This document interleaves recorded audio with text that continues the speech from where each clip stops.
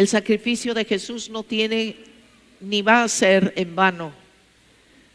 Han pasado tantos siglos desde que Él dio su vida, más de 2000 años, y sigue latente y sigue muy fresca en la memoria lo que Él ha hecho en esa cruz.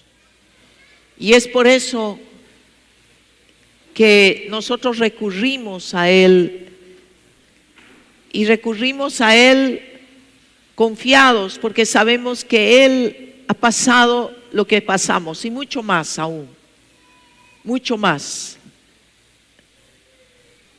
Y a través de la cruz entendemos que podemos ser salvados, que podemos ser limpiados de nuestras maldades.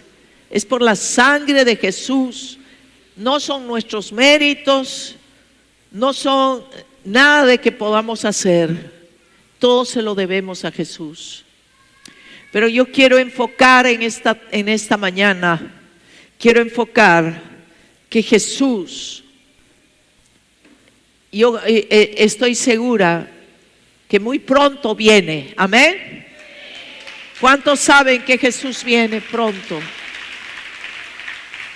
Y tenemos que estar preparados. Pero eso ya no depende de Él, sino de nosotros. Tenemos que estar listos para su venida. Y por eso es que el Señor, el Padre, el Hijo, el Espíritu Santo, desde antes, inclusive antes de crear el mundo y el universo, Dios había preparado este plan de salvación. No ha sido algo que surgió de la noche a la mañana y Dios tuvo que improvisar. Dios tenía un plan y un propósito muy grandes, y para Él, pues como dice la palabra, 1000 años es como un día y un día como 1000 años. Para Él no hay el tiempo, para nosotros sí. Pero Dios también quiso mostrarnos algo muy importante, aparte de la salvación, y es que Él nos ha dado recursos para caminar en este mundo con esa salvación y cuidarla. La salvación hay que cuidarla, hermanos. La salvación hay que tenerle mucho cuidado, mucho respeto a Dios en todo momento. No podemos descuidarnos. Y por eso Dios proveyó algo que es clave, y es la iglesia. Amén. Para muchos que hemos sido criados en iglesias muy tradicionales, iglesias que no significaban mucho para nosotros, no es, tal vez en la palabra iglesia no tiene mucho significado, pero en la Biblia sí tiene un gran significado. Y quiero decirte que cuando venga el Señor, Él va a buscar una iglesia limpia, sin mancha ni arruga. Para eso tenemos que entender, y hemos visto esta tremenda obra que Jesús ha hecho en el Espíritu. No es una obra de carne, de obra en la fuerza humana. Él tuvo que dejar todo su señorío, toda su majestad y su gloria. Y eso es algo que nunca entenderemos hasta que estemos en su presencia. Porque para Él dejar todo eso significó todo. Y por eso tenemos que entender que cuando Jesús estaba dando su vida en esa cruz, también Él, escuchen bien, también Jesús estaba mostrándonos proféticamente lo que es una iglesia. Y vamos a ir al libro de Efesios en el capítulo 1. En el libro de Efesios nos describe lo que Jesús ha hecho y lo que está haciendo y cuáles son los planes que está preparando. En el versículo 19 dice, Efesios 1:19, y cuál la supereminente grandeza de su poder para con nosotros, los que creemos según la operación del poder de su fuerza, la cual operó en Cristo, resucitándole de los muertos y sentándole a su diestra en los lugares celestiales, sobre todo principado, autoridad, poder y señorío, y sobre todo nombre que se nombra, no solo en este siglo, sino también en el venidero. O sea, por siempre lo que Jesús ha hecho está repercutiendo en el universo, está palpitando lo que Jesús ha hecho. Y sometió, escuchen esto, todas las cosas bajo sus pies y lo dio por cabeza. Él es la cabeza, lo dio por cabeza. Jesús es la cabeza sobre todas las cosas a la iglesia. Jesús es la cabeza de la iglesia. Él es el que, nosotros somos su cuerpo. Él es la cabeza de esta gran iglesia y que debemos de respetarla, debemos de entender si amamos al Señor, si amamos y estamos agradecidos por lo que Él ha hecho.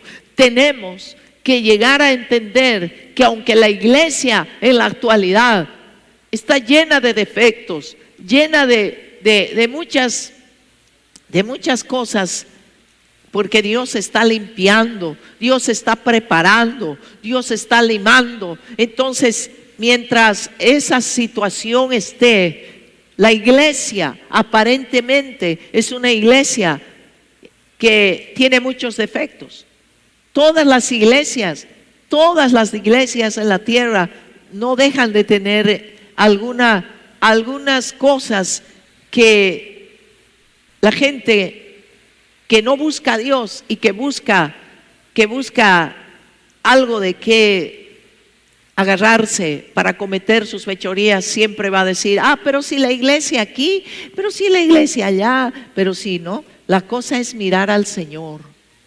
Cuando tú vienes a la iglesia, no vienes en primer lugar, no vienes porque es bonita la música o porque te gusta, no sé, cantar, adorar al Señor. Vienes a la iglesia porque sientes en tu corazón el deseo de recargar pilas, de recargar las baterías espirituales, porque necesitas la palabra y porque en realidad lo que estás buscando es a Dios. La iglesia es el cuerpo del Señor Jesús. Y pueden haber muchas iglesias de diferentes denominaciones, pero todas cristianas. Ojo, no estoy hablando de las sectas, no estoy hablando de las iglesias donde no se predica a Jesús como nuestro Salvador. Hay otras iglesias que están erradas.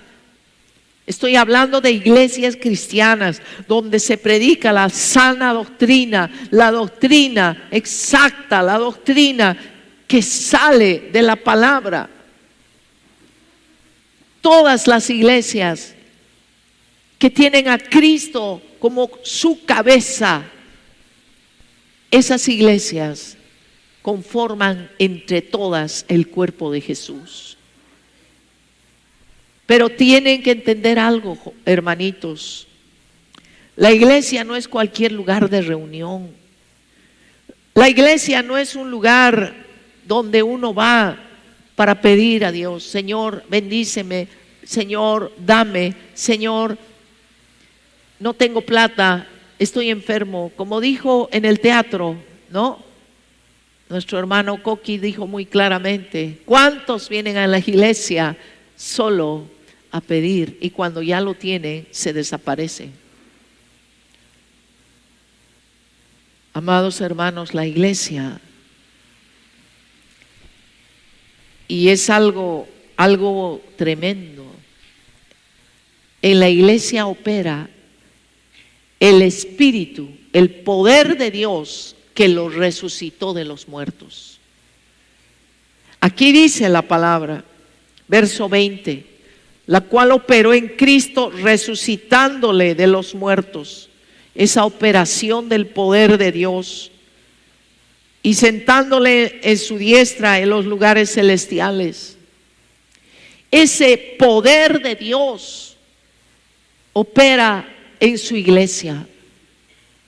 Y por lo tanto, en la iglesia, cuando tú vengas a la iglesia, ven con un corazón dispuesto.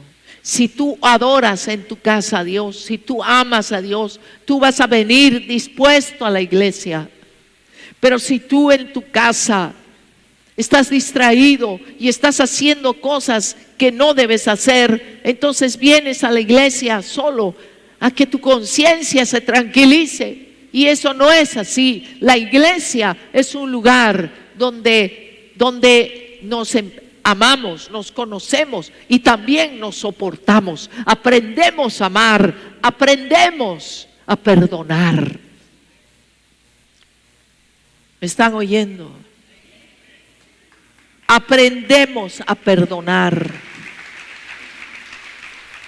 Si Pedro,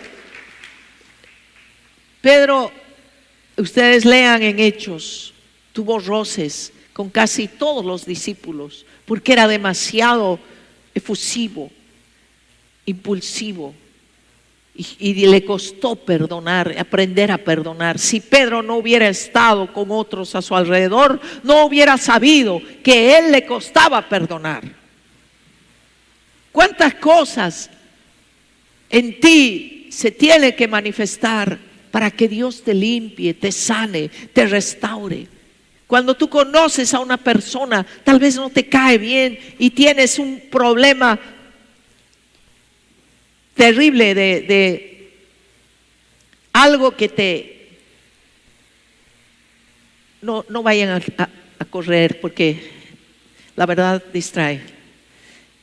Porque realmente cuando una persona está buscando a Dios, tiene que estar totalmente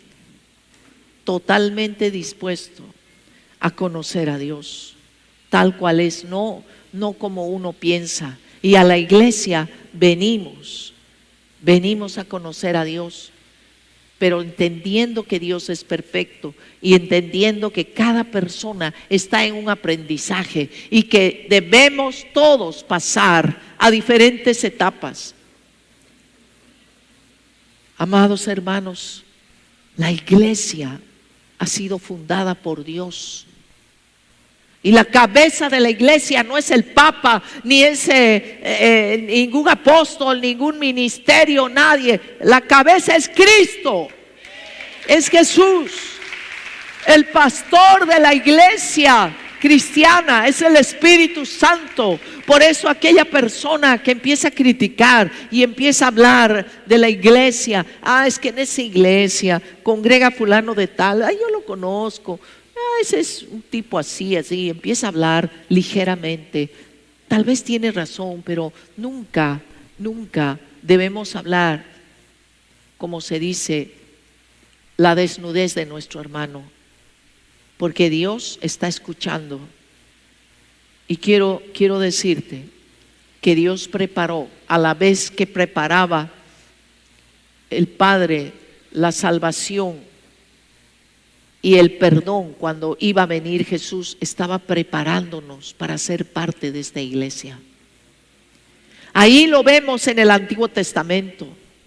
Ahí vemos la figura cuando Abraham se dispuso a ir a recuperar a su sobrino Lot, que lo habían secuestrado esos reyes, y él se dispuso para ir con 300 hombres nada más, pero tenía el respaldo de Dios y los venció. Y dice que cuando él venció a esos reyes, se acercó alguien llamado Melquisedec. Ese rey, el rey Melquisedec, en la Biblia ni en ningún lugar de historia se sabe de dónde salió Melquisedec. Dice que no tenía genealogía, no tenía papá ni mamá, no tenía apellido, no se sabía quién era su papá, pero cuando viene el rey Melquisedec a recibir a Abraham, ¿qué hace Abraham? Era una figura profética. Escuchen esto. Abraham, el gran patriarca de la fe, el padre de la fe, agarró los diezmos de todo y se los dio a Melquisedec como muestra de que él, Abraham, estaba agradecido porque Melquisedec fue a bendecirlo después de la victoria. Esa figura de Melquisedec en el Nuevo Testamento es la figura de Cristo, es una profecía de lo que Cristo iba a hacer, iba a formar su iglesia, y que nosotros como hijos de la fe tenemos que honrar a nuestro Dios. Vamos a Hebreos capítulo 7. Y aquí en Hebreos también nos habla, en el Antiguo Testamento igual. Dice en el versículo 1: porque este Melquisedec, rey de Salem, sacerdote del Dios Altísimo, que salió a recibir a Abraham, que volvía de la derrota de los reyes, y le bendijo, a quien asimismo dio a Abraham los diezmos de todo lo que él había adquirido, todo lo que él había conquistado, cuyo nombre significa primeramente, escuchen esto, Rey de Justicia. Y el Rey de Justicia dice en este salmo, Él es el Rey de la gloria. Quien entrará, el Rey es Jesús. Amén. Jesús, está hablando de Jesús, Rey de Justicia y también Rey de Salem, es decir, Rey de paz. ¿Qué dijo Jesús? Él dijo, yo soy el camino, la verdad y la vida. Amén. Esta figura de Melquisedec, esta figura de este rey, nos está hablando de Jesús, nos está hablando de que la iglesia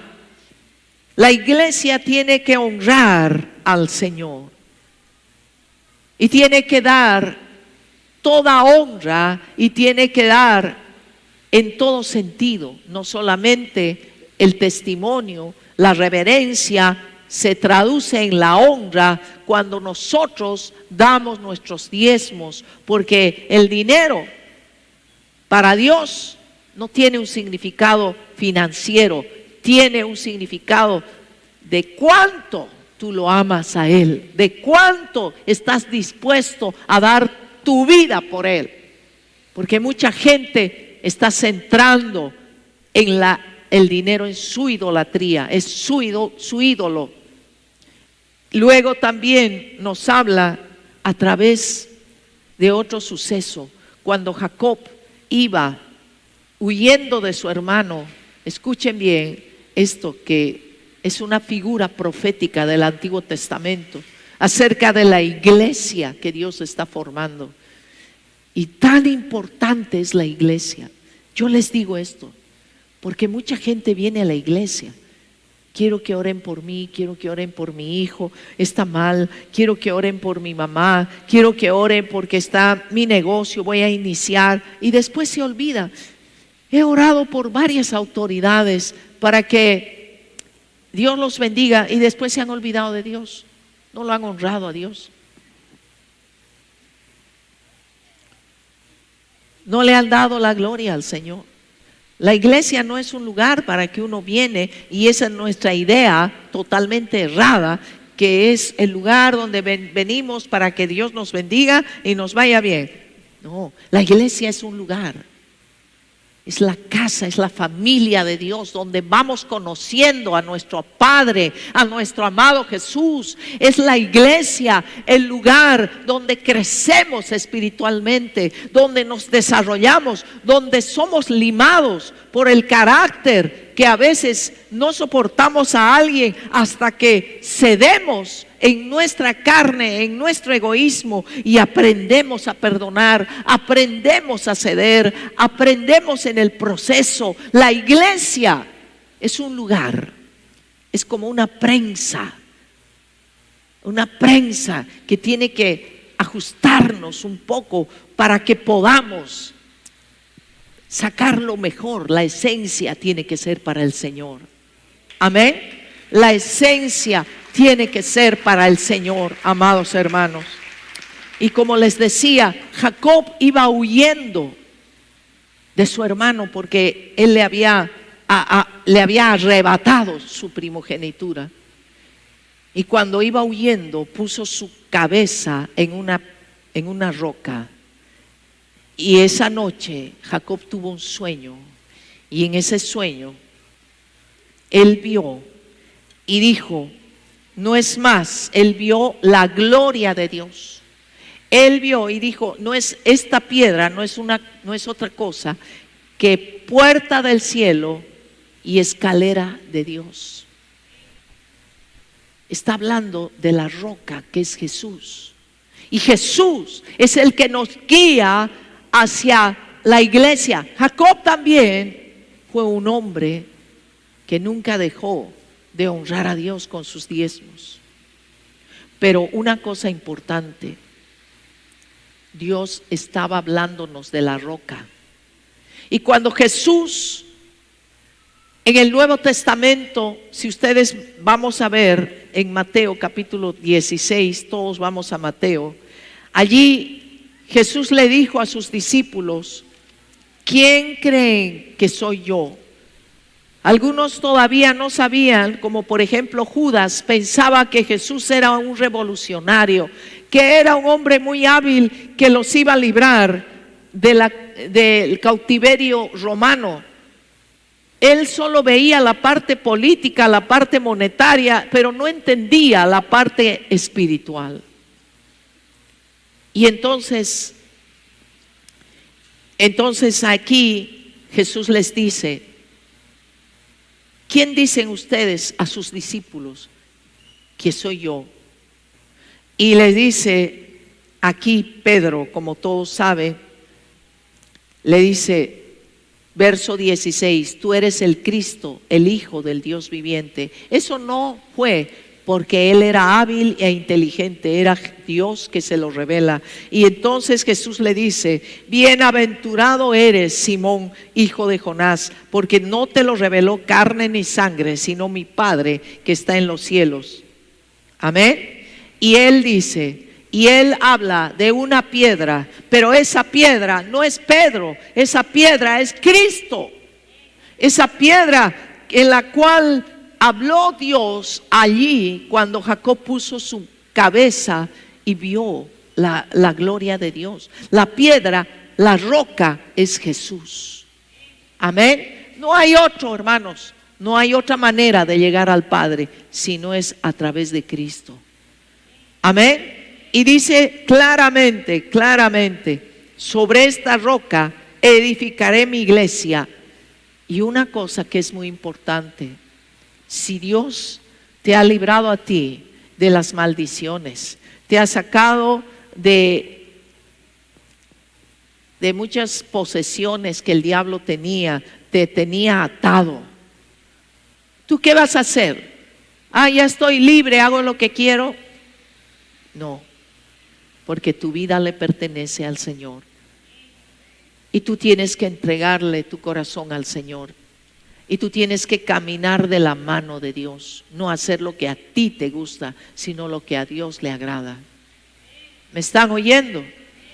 Amén. Entonces, aquí nos habla algo muy importante. El diablo, el maligno, está esperando que tú te apartes de la iglesia. Está esperando el momento en que tú te desentiendas de la iglesia para atacarte, para darte el zarpazo, porque él está como león rugiente.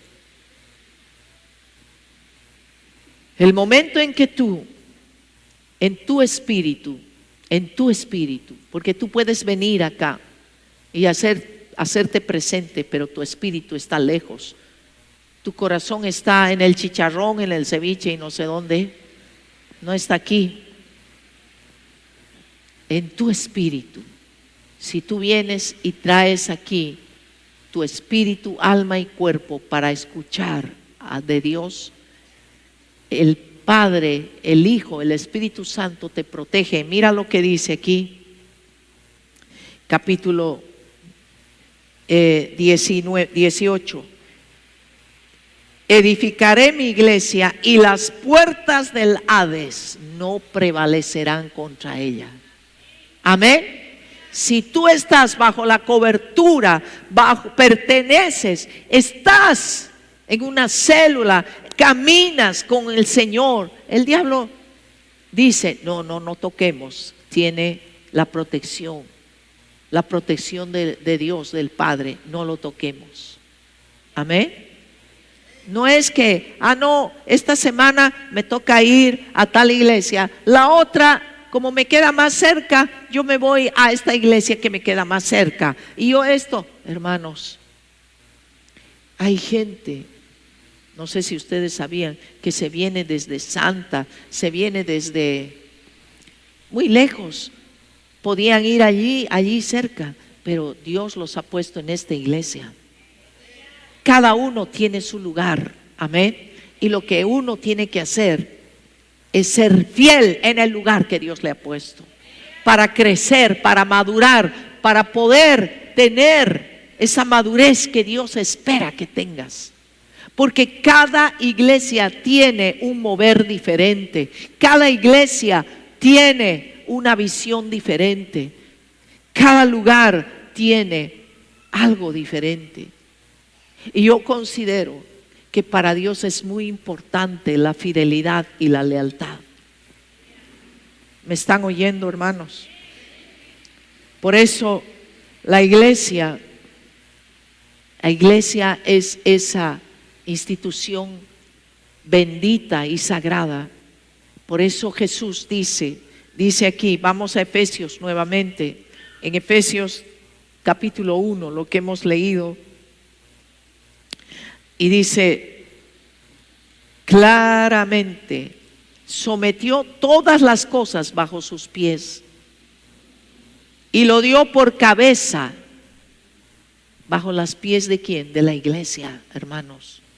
La iglesia tiene la autoridad de pisar al diablo. Mucha gente se dice, yo me aparto de la iglesia, y ellos solitos quieren hacer liberación, quieren pisar al diablo, y el diablo es quien los pisa a ellos. El diablo es quien los destruye, porque no tiene ninguna conexión con la iglesia que Dios ha establecido. Por eso es importante que ustedes entiendan que Jesús resucitó, y Él, al poco tiempo, cuando Él resucita, acuérdense lo que sucedió. Cuando Él resucita, se va a la gloria de Dios y les dice a sus discípulos, esperen, no se vayan a mover, esperen, orando juntos, esperen la promesa del Padre. ¿Y saben qué, hermanos? La promesa del Padre es el Espíritu Santo. Estando juntos durante esos Pentecostés, significa 50 días estuvieron orando, no pasaba nada, hasta que en Hechos 2 dice que vino el Espíritu Santo como una ráfaga de viento, como una columna de fuego. Hermanos, ahí se inauguró la iglesia. Aleluya. Pero si Jesús no hubiera resucitado, no había iglesia. Amén. La cabeza de la iglesia no es el Papa, ni es el apóstol, ni el excelentísimo ministerio de tal. No, la cabeza es Jesús. Amén. Él es Él. Porque Jesús tuvo que pagar un precio muy alto. Pero tú tienes que entender que si quieres tener a tus amigos bajo tus pies, a tus enemigos, al maligno bajo tus pies. ¿Dónde tienes que estar? En la iglesia. En la iglesia donde Dios te ha llevado, donde Dios te ha puesto, donde has nacido, donde Dios te está levantando y te está enseñando. Porque si tú estás como un picaflor en un lugar y en otro, Dios no va a poder, ni lo va a hacer, porque no hay disposición en ti para formar tu carácter, para formar lo que Dios quiere hacer en tu vida.